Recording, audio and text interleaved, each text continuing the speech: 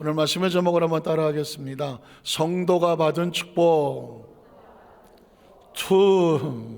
오늘 성도가 받은 축복 같은 제목의 두 번째 말씀으로 함께 나누기를 원합니다.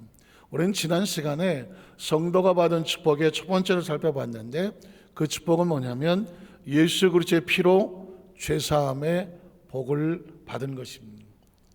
혹시 기억할까요? 에베소 1장 7절 말씀이 나올까요? 7장 7절. 우리는 기억하십니까? 우리 에베소만사교회 성도들은 성경을 읽을 때에 우리는 하면 우리는 알고 있는 거죠. 우리가 누굴까요? 예수 우리 십자가의 보혈로 인침을 받고 구원받은 하나님의 자녀, 영접하는 자 곧 그를 믿는 자들에게 하나님의 자녀가 되는 권세를 받은 자라는 거죠. 여러분, 저와 여러분이 누구인지를 정확하게 인식하셔야 된다고 말했습니다. 내가 누구인지를 모르면 어떻게 행동해야 되는지, 어떻게 꿈을 꿔야 되는지, 어떻게 믿어야 되는지, 어떻게 살아야 되는지 방향을 몰라요. 우리는 누구냐? 그리스도 안에서. 그리스도가 누굴까요? 예수 그리스도, 하나님이 세상을 이처럼 사랑하셔서 독생자 예수 그리스도를 주셨으니 그를 믿는 자마다 운명이 바뀝니다. 멸망하지 않고, 멸망해야 될 주인 없는 존재, 잃어버린 존재였는데 멸망하지 않고 예수를 믿음으로 말미암아 영원한 생명을 뭐하게 얻게 하려 하심이라. 그래서 우리가 중요하고 그리스도가 중요한 거죠. 이 사이에 신앙의 고백이 있을 때 우리가 하나님의 자녀가 되는 권세를 얻는 거거든요. 우리는 그리스도 안에서 어떻게 그의 은혜의 풍성함을 따라서 하나님은 우리에게 인색하지 아니하시고 정죄하고 손가락질하고 깎아서 규격 안에서 이렇게 판단하고 저렇게 판단하지 아니하시고 하나님이 은혜의 풍성함으로 저와 여러분을 안아 품으셔서, 그의 피는 그의 생명이거든요. 그 생명으로 우리를 맞바꿔 속량, 이 땅의 삶을 살면서 우리가 저질렀던 모든 죄의 대가를 대신 갚아 주심으로 이제 우리는 무엇을 받았습니까? 죄사함을 받았습니다. 이 죄사함의 문제가 얼마나 중요한지 몰라요. 저와 여러분이 지금까지 살아오면서 우리가 저질러 놓은 그 죄의 모습은 정말 이거 어떻게 해결하냐고. 차라리 돈으로 갚으라 그러면 돈 벌어서 갚으면 깨끗하기나 하지. 죄를 뭘로 갚습니까? 내 영혼에 얼룩져버린 이 죄, 내 마음의 생각에 피투성이로 저질러버린 이 죄된 생각, 이 몸뚱아리로 저질러 놓은 죄의 흔적, 내 입에서 나간 엄청난 죄악의 언어, 내 지나간 삶의 죄의 시간, 죄의 공간, 생명 자체가 죄 속에 허우적거렸던 이 모든 것, 누가 이 문제를 해결합니까? 석가모니가? 석가모니도 죄인인데 누구를 죄를 해결합니까? 공자도 인간인데 무슨 죄를 해결합니까? 마호메트가? 땅에서 난 어떤 존재도 인간의 죄의 문제를 해결할 수는 없습니다. 그 죄는 죄가 없으신 하나님의 아들, 하나님 자신이 십자가에 몸짓고 피 흘려 피의 대가로 내가 덮었으니 너희는 죄사함을 얻을지어다는 거죠. 근원적으로 이 죄의 문제가 내 의식과 사고 속에서, 내 마음속의 삶 속의 시간과 공간과 생명 속에서 죄에서 자유를 얻었다는 이 자유가 없으면 인간은 존재하나 생명은 슬픕니다. 죄는 기억하시잖아요. 제가 여러분에게 연줄이 하늘을 날르다가 연줄이 끊어지면 그 연이 어떻게 돼요? 당겨주는 이 줄이 없으니까 그 연이, 줄이 끊어지면 그냥 추락하고 곤두박질 하잖아요. 그 곤두박질하는 연은 누가 잡아주지도 못해. 왜? 끈이 끊어졌기 때문입니다. 어디 가서 어떻게 처박힐지는 아무도 몰라. 인간의 영혼은 하나님이라는 생명의 줄로 붙잡을 때 비로소 저 하늘을 마음껏 나르는 건데, 그 줄이 죄로 인해서 단절돼 버리면 추락해 버리는 거는 어디 가서 누가 해결하지도 못. 죄의 문제는 인간은 해결하지 못해요. 그래서 성경 속에 가장 중요한 근원적인 인간의 죄의 문제는 예수 그리스도 하나님의 아들, 그 십자가 제물 되어 주셔서 우리를 대신하여 몸짓고 피 흘려 죽으심으로 말미암아 내가 다 이루었다, 너의 과거와 현재의 미래를 내가 다 이루어서 용서해 놓았으니 우리가 하나님 앞에 나오면 마치 탕자가 아버지 앞에 나와서 고개를 숙이고 어쩔 줄 몰라 할 때 아버지가 끌어안아 주시는 것처럼 하나님이 저와 여러분을 안으셔서 다시 시작하자. 한번 따라하실까요? 다시 시작하자. 다시 일어서자. 다시 씻자. 다시 신분을 회복하고 다시 하나님과 함께 동역하는 하나님의 일꾼으로 만들어준 그 존재, 그게 저와 여러분인 것입니다. 이게 의식이 있어야, 이 의식이 있어야 그 다음에 이제 또 우리가 받은 축복이 뭘까? 두 번째로 보면 1장 8절에 보면 이렇게 말합니다. 지혜와 총명을 넘치게 하신다. 자, 이는이 뭐예요? 아이고, 우리 교회 성도, 우리 교회 다니기 정말 만만하지 않아요. 여의도 순복음 안사교회를 다니려면 최소한 IQ가 150 이상은 돼야 돼. 제가 볼 때 특히 수협에 나오신 분들은 157 정도는 되는 것 같아요. 왜냐하면 하나님의 말씀이잖아요. 대충 뭐 그럴 것이다 할 수가 없는 거잖아요. 단어 하나하나 속에 있는 하나님의 성령이 성경을 저자라고 말하거든요. 성령이 이 단어를 썼을 때 그 내용은 분명한 저와 여러분의 목적과 이유가 있잖아요. 이는이 뭐예요? 죄 사함을 얻은 거는, 죄를 용서해 주시고 성령해 주신 그것은 뭐냐면, 이유가 뭐야? 그가 누구예요? 예수 그리스도. 우리를 대신에 몸짓고 피 흘려 죽으신 예수 그리스도가, 주체가 예수 그리스도예요. 죄를 사해 주시는 이유는 뭐냐면 그 예수 그리스도가 무슨 지혜? 모든 지혜와 총명을 누구에게? 다시 우리에게. 우리가 누구예요? 단순하게 저와 여러분에게 어떻게 주신다? 넘치게 부어주신다는 것입니다. 우린 여기서 크리스찬들에게 주시는 하나님의 지혜와 총명이 있습니다. 한번 따라하시죠. 하나님께서는 성령을 통해서 자기 백성들에게 지혜와 총명을 넘치게 주십니다. 예수를 믿으면 똑똑해집니다. 지혜로워집니다. 총명하게 됩니다. 여기서 말하는 지혜와 총명은 지식과는 구별이 되는 겁니다. 지식은 자기가 공부를 해서 얻는 정보와 같아요.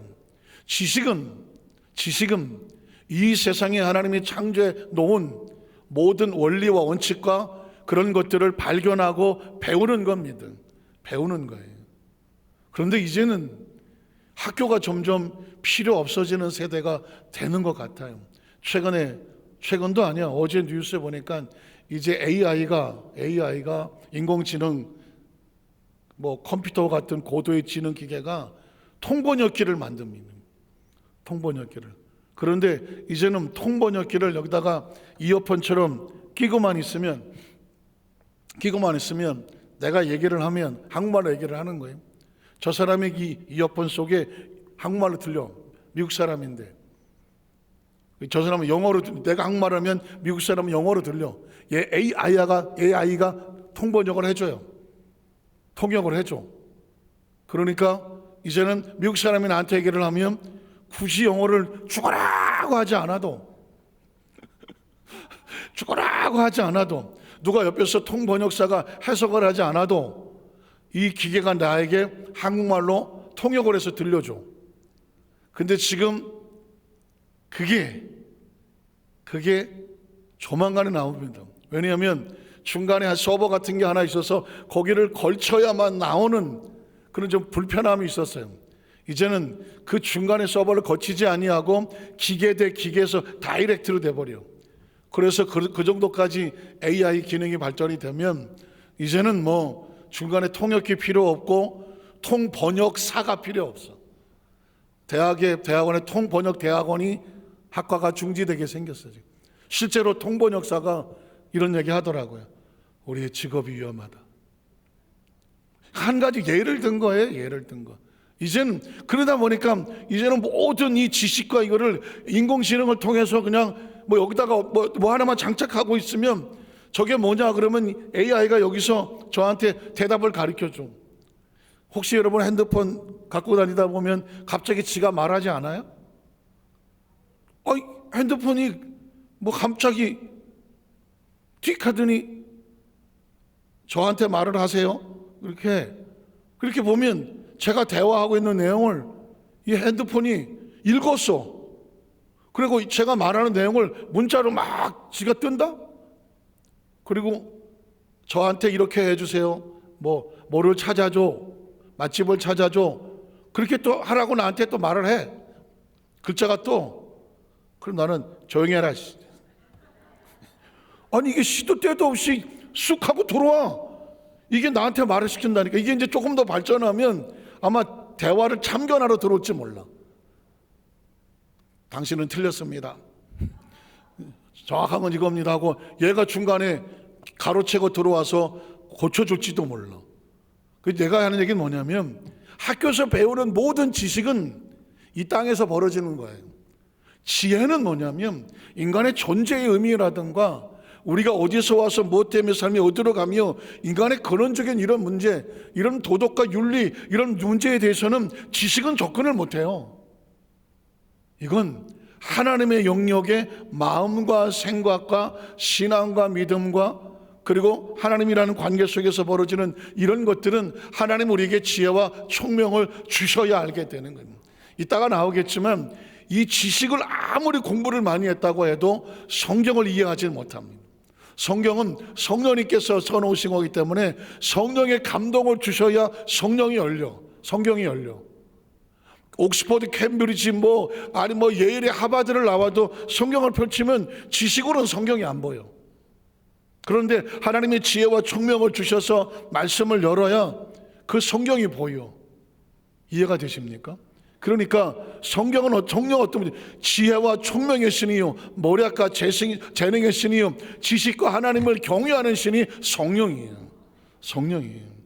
저는 그런 말 잘 하지 않아야 되는데 어쨌든 제 나름대로 목회가 한 35년 차가 됐어요. 36년 차를 가는데 예전에 봤던 그 성경과 지금 보는 성경은 차원이 달라.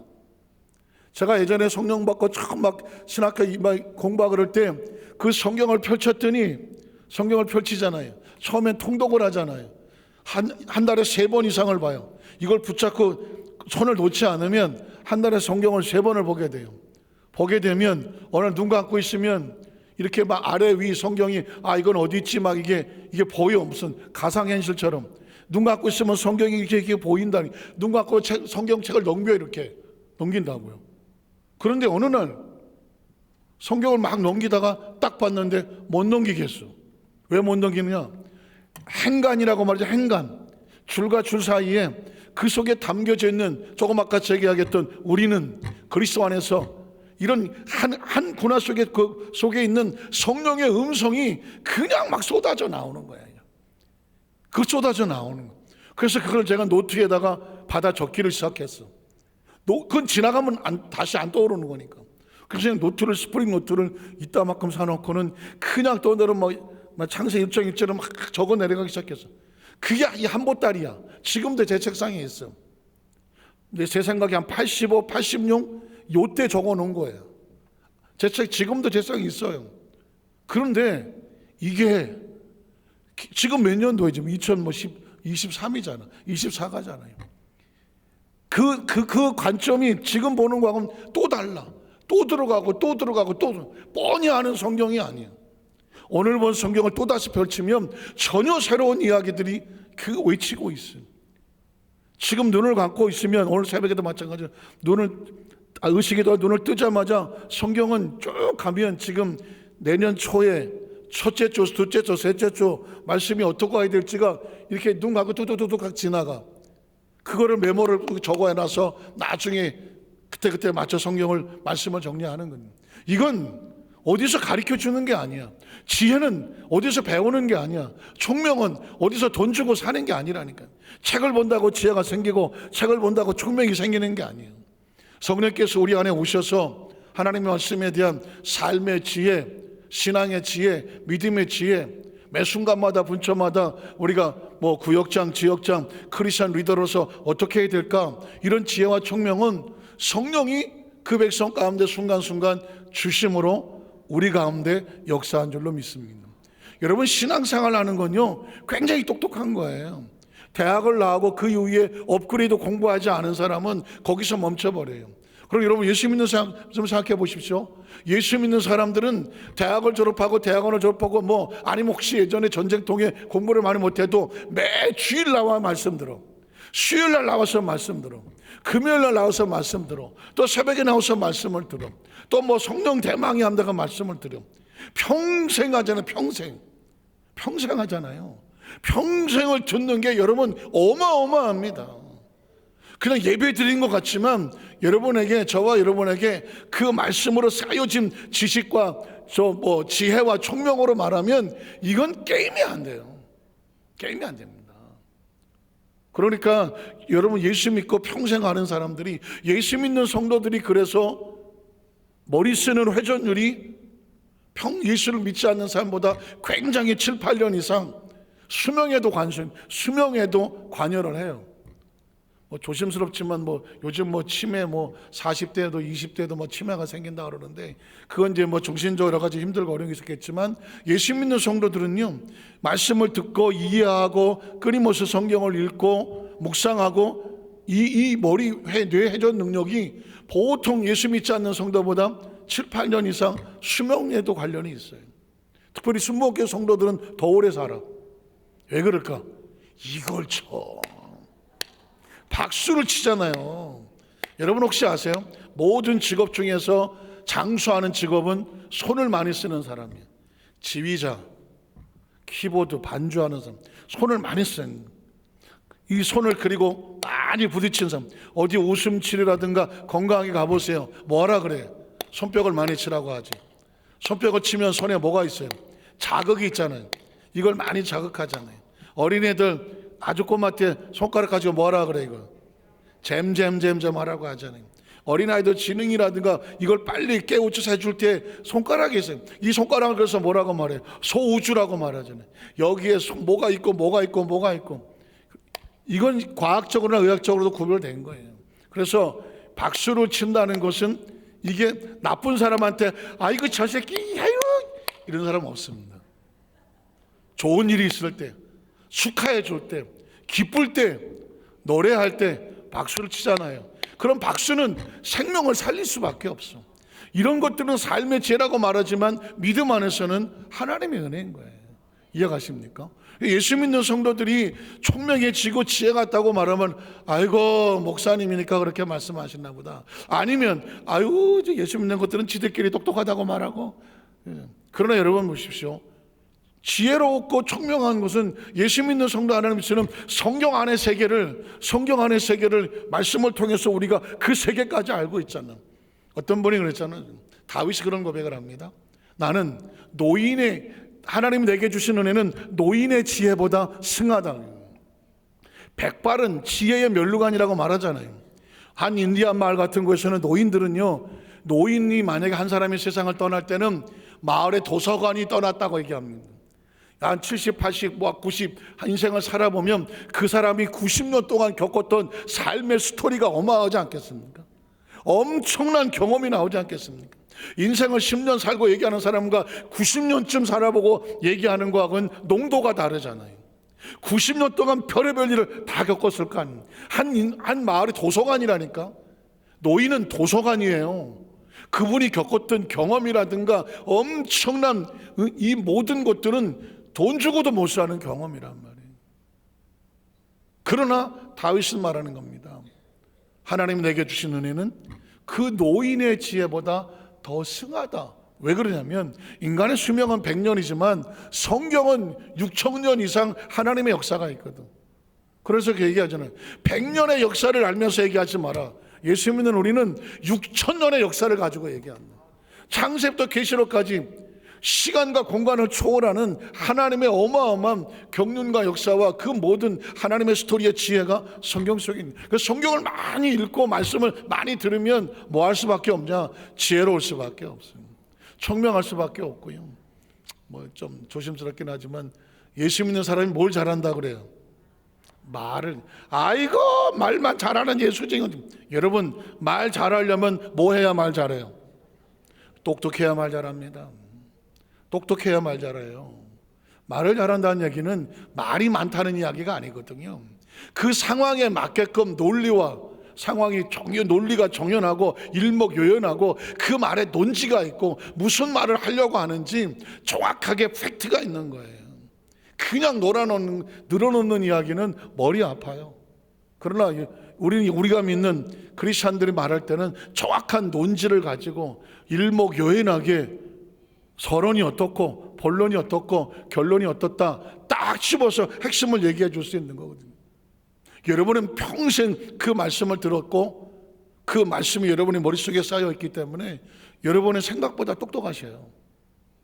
우리 자기서 한번 쳐다보세요. 나 어때? 어떠냐고 물어보세요. 여러분 생각보다 똑똑하셔요. 그리고 지혜로우신 거예요. 절대 여러분을 스스로 낮추면 안 돼요. 여러분은 어느 지역에 가도 리더가 다 되실 만해요. 우리 교회에 와서 지금 이렇게 그냥 다 비슷하게 섞여 있는 거지, 여러분이 어느 마을에 무슨 가신다 그러면 다 천장감이에요. 제가 이야기 드린 건 정말 시간의 제한을 받아서 이거밖에 못하지만 하나님이 우리에게 주시는 지혜와 총명은 예수 믿는 성도에게 그가 우리에게 지혜와 총명을 넘치게 하기를 원하죠. 그 이유는 뭐냐? 그 다음 절에 보면 넘치게 하사 그 뜻의 비밀을 우리에게 알려주시려고 지혜를 준다. 그 뜻의 비밀은 뭐냐? 그 하나님이 세상을 이처럼 사랑하셔서 독생자 예수를 보내주시고 구원의 경륜과 그 뜻을 우리에게 알려주시려면 지혜와 총명을 주실 수밖에 없어요. 예수님을 구주로 믿으시면 아멘하게 바랍니다. 예수를 어떻게 구주로 믿습니까? 예수를 어떻게 구주로 믿느냐고요. 자, 여러분에게 우리 여도수 만삭회 성도들에게 제가 가끔은 4차원에 대한 이야기를 하잖아요. The First Dimension이라고 하는 4차원 얘기를 하지만 조심스럽지만 4차원의 개념을 얼마나 알고 얘기할지는 사실 조금 제가 퀘스천입니다. 저는 여러분에게 항상 얘기하잖아요. 4차원의 정의를 하지 않으면 4차원의 영성을 몰라. 4차원이란 시간과 공간이 나와야죠. 4차원과 3차원을 구별하는 건 시간과 공간이다. 4차원은 시간의 제한을 받지 아니하고 공간의 제한을 받지 않는다. 3차원은 저와 여러분이 사는 이 우주 안에 있는 모든 것들은 3차원이다. 우주 안에 있는 모든 것들은 시간과 공간의 제한을 받는다. 저와 여러분도 마찬가지는 시간과 공간의 제한을 받습니다. 그러나 시간과 공간의 제한을 받지 않는 것들이 있어요. 누가 있어요? 영혼 아닙니까? 영혼. 나는 영혼이 없다. 인간은 가르쳐주든 안 가르쳐주든 자신의 존재가 영혼이 있다는 사실을 정확하게 인식을 합니다. 예수 믿지 않았던 옛날의 사람들도 사람이 죽으면 끝난다고 생각하진 않았어. 우리나라 사람들은 상당히 종교적이고 영적입니다. 대한민국 사람, 아니 조선시대 쭉 올라가도 우리는 존재 자체가 우리나라 신화, 건국 신화가 땅에 사는 민족이 아니야. 단군의 자손 아니야. 단군이 뭐 하는 사람이에요? 하늘에 천왕이 어쩌고 해갖고 나서 아들이 와갖고 하늘의 민족이에요. 대한민국 이 한반도는 단군이라고 한 존재는 신의 아들이라고요. 그리고 단군이란 단어 자체가 사실은 제사장이란 뜻이고, 왕검이라는 것은, 단군 왕검이라는 것은 이제 왕이라는 뜻인데, 그래서 제사장은 뭐가 있어야 제사가 가능해요? 신이 있어야 하고, 인간하고 신이 있어야 중간 역할하는 게 제사장이잖아요. 우리나라는 이 신의 자손들이라니까. 신의 자손이란 뭐냐? 영혼이란 개념이 없으면 신이란 개념이 없어요. 우리나라 사람은 절대로 육신이 죽어도 끝난다고 생각하지 않았어요. 돌아가셨다 아시는 것지만 좋은 데로 가셨다, 편히 잠드소서, 영면하소서, 아니 뭐 육신이 다 이러고 있는데 어디다 대고 편히 주무소서, 뭐 영면하소서, 고이 잠드소서. 누구한테 하는 소리예요? 영혼에게 하는 소리 아니었습니까? 영혼. 우리 다음에 만나자, 하늘에서 만나자. 이건 영혼이 하는 소리지 육신이 하는 소리가 아니거든요. 이게 4차원이라는 거예요. 육신은 3차원이에요. 나이 먹으면 시간과 공간의 제약을 받아서 때가 되면 다 사라지잖아요. 그런데 영혼은 그렇지 않아요. 그러면 육신의 세계가 지구라고 말하면 영혼의 세계는 어디예요? 그래서 옛날 사람들은 어디예요? 하늘나라. 하늘나라. 그게 생각했던 거예요. 우리는 크리스천들은 하늘나라라고 말하지 아니하고 하나님의 나라라고 말하지. 하나님의 나라. 우리가 하나님으로부터 성경을 보니까 하나님으로부터 와서 하나님의 자녀로 하나님의 영광으로서 살다가 우리가 이 땅을 떠날 때 육신은 흙이니 흙으로 돌아가지만 우리 영혼은 어디로 간다? 하나님의 나라로 가는, 하나님의 나라로 간다. 믿으십니까? 이게 크리스천인 거예요. 정확한 이 죽음에 대한 정의, 종말론에 대한 정의, 자신에 대한 이 정의를 해놔야 크리스천들은 항상 이 세상을 살 때 마치 잠을 자듯 자고, 그리고 아침에 깨어나면 할렐루야하고 못 일어나면 어디서 일어나겠어? 하나님의 나라에서 일어나는 거죠. 실제로 그런 분 많아요. 제가 목회를 하다 보니까 어느 안수 집사님이, 부인은 권사님이신데 남편이 저녁에 주일날 저녁에 TV 보고 자녀들이랑 한 다음에 야 내일 아침에 만나자, 잘자, 안녕히 주무세요. 아침에 안 일어나셨어요. 안 일어났다는 얘기는 뭐예요? 돌아가셨어요. 진짜 잠자듯이 잠자는 가운데 돌아가셨어요. 그렇게 돌아가신 거예요. 그러니까 사실은 내일은 내 날이 아니다라고 한 얘기는 목사라서 하는 이야기가 아닙니다. 지금 시간으로 봐서 제가 이제 말씀을 여기서 정리를 해야 되겠는데요. 제가 최근에 자꾸 그 얘기 하잖아요. 예수를 믿는 궁극적인 목적이 뭐예요? 영혼이 잘 되고 범사가 되고 강건하다. 이건 이 땅에 있을 때 하는 얘기 아닌가요? 잘 먹고 잘 살고 뭐가 편안하고 어쩌고 하는 얘기는 이 땅에 있을 때 이야기예요. 이 세상에 육신을 벗을 때 잘 먹고 잘 살고가 어디 있어? 아니 성공하고 높아지고 큰 집에 살고 작은 집에 살고 어쨌든 있다고 해. 그 북의 영화는 언제 때 이야기예요? 살아 있을 때 이야기예요. 살아 있을 때 이야기라니까. 육신을 벗을 때 필요한 건 뭐예요? 금으로 칠한 관짝이 필요한가? 뭐가 필요해? 이 세상을 떠날 때 인간에게 나에게 필요한 건 뭐예요? 목사님 나 한 50년 더 살아야 되는데 그런 얘기를 해요. 나 죽는 거 싫어요. 손 들어봐 빨리. 모르는 거예요. 제가 어떤 분들하고 이렇게 상담을 해봤더니 인간의 근원적인 고민은 뭐냐면 최근에 어떤 큰 병을 앓았거나 아니면 집안에 어떤 분이 갑자기 돌아가셨거나 그러다가 이 죽음이라는 그림자가 한번 툭 지나갔던 걸 느꼈던 사람은 자기를 돌아봐. 지금 내가 만약 오늘이나 내일이라도 죽는다면 나 뭐 있지? 전 제 얘기를 하는 게 아니에요. 성경이 그래요. 부자가 너무 잘 돼. 창고를 여기저기 짓고 여기다 채우고 그리고 저녁에 잠이 들면 누우면서 야 내 영혼아 기뻐하고 즐거워해라. 야 난 두둑하다. 이제 내 인생은 고다. 근데 주인이 그날 저녁에 그 어리석은 부자를 찾아와서 야 이 사람아 오늘 저녁에 내 영혼을 내가 찾아가면 그 쌓아놓은 거 누구께 되겠느냐? 그게 어리석은 거죠. 지혜로운 사람은 그날과 그 시를 준비하고 산다는 겁니다. 사실은요 이거 굉장히 중요한 거예요. 그래서 저는 생각을 해봤어요. 전 평생 신앙생활을 했으니까 예수 믿는 목적이 뭘까? 수도 없이 물을 거예요. 내가 지금 이 땅에 살아.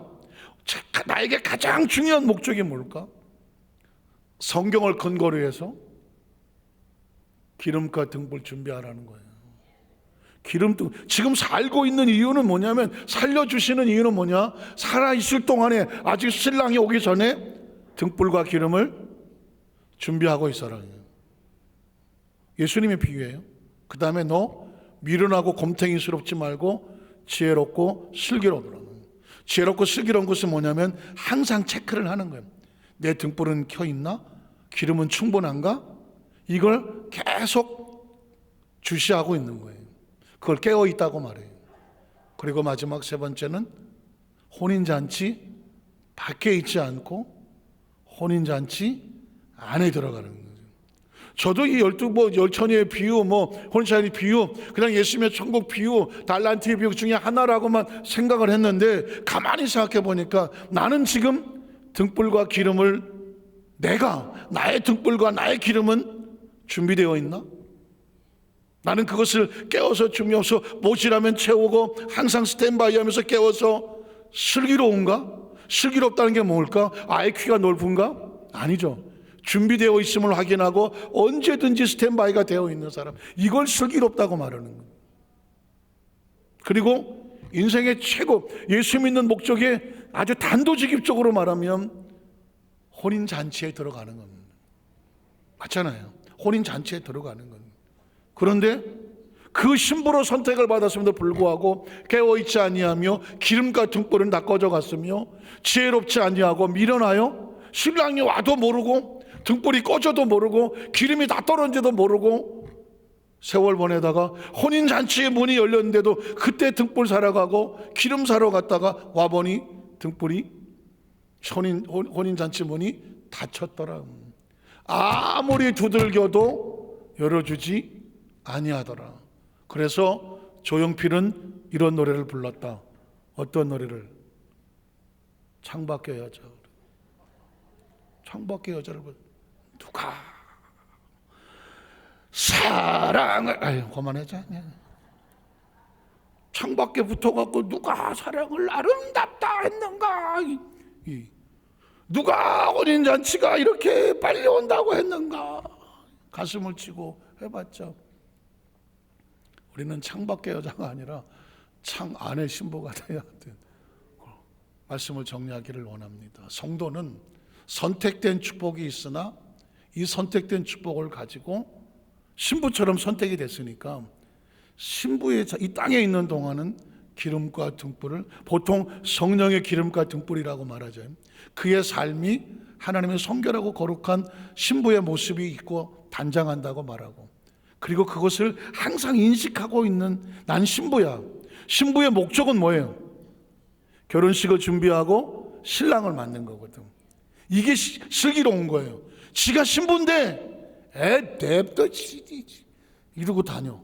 신랑 오든지 말든지, 이건 신부가 아니에요. 지혜로운 게 아니에요. 그리고 궁극적으로 혼인잔치 문은 열렸다가 신랑과 같이 들어가는 거예요. 그게 우리가 이 땅의 마지막 사명이에요. 전 여러분에게 그래서 앞으로 2033년 예수님의 재림 2000주년, 그냥 33주년인 날짜가 그래서 제가 정한 거예요. 예수님이 33년에 승천을 하셨는데, 재림 약속을 하셨는데 2033년이 2000년 주간이야. 아니 자기 생일 맨날 1년에 한 번씩 돌아와도 해피 버스데이 투 유 이러는데, 예수님의 재림을 말씀하신 2000주년이면 그래도 뭔가 의미를 가지고 미리 되지 되지 않나요? 난 속으로 그래. 2033년에 예수님이 오십니다 하고 싶은데, 그러면 뭐 한대? 교주 되는 거죠. 교주. 순복음에서 진짜 교주가 없는데 교주 되긴 인물이 아깝잖아요. 사실 교주 소리를 들어도 주님이 언제 오실지는 모른다. 그러므로 깨어 있어 달라. 마태복음 25장 13절에 그런즉 깨어 있어라. 그날과 그 시는 너희는 모른다고 돼 있습니다. 우리는 몰라. 그럼 어떻게? 신랑만 알아. 신랑이 그날과 그 시를 선택하여 오는 거예요. 뭐 하러 옵니까? 신부 데리러 오는 거예요. 신부가 할 거는 그날과 그 시를 모르기 때문에 항상 준비하는 거죠. 항상 준비하는 것을 다른 말로 깨어 있어라죠. 깨어 있어라. 제가 목사고 목회자고 여러분의 담임 목사인데 설교자인데 내가 뭘 해야 되나? 우리 성도들을 신부 단장을 시켜서 당신은 등불과 기름이 잘 준비되어 있습니까? 확인시키고 혼인잔치에 들어갈 준비가 되어 있습니까? 깨어있게 하고, 그리고 한 사람이라도 창밖에 여자를 만들지 말고 함께 다 들어가는 그리스도의 신부가 되게 하여 주시옵소서. 그게 저의 사명이더라고.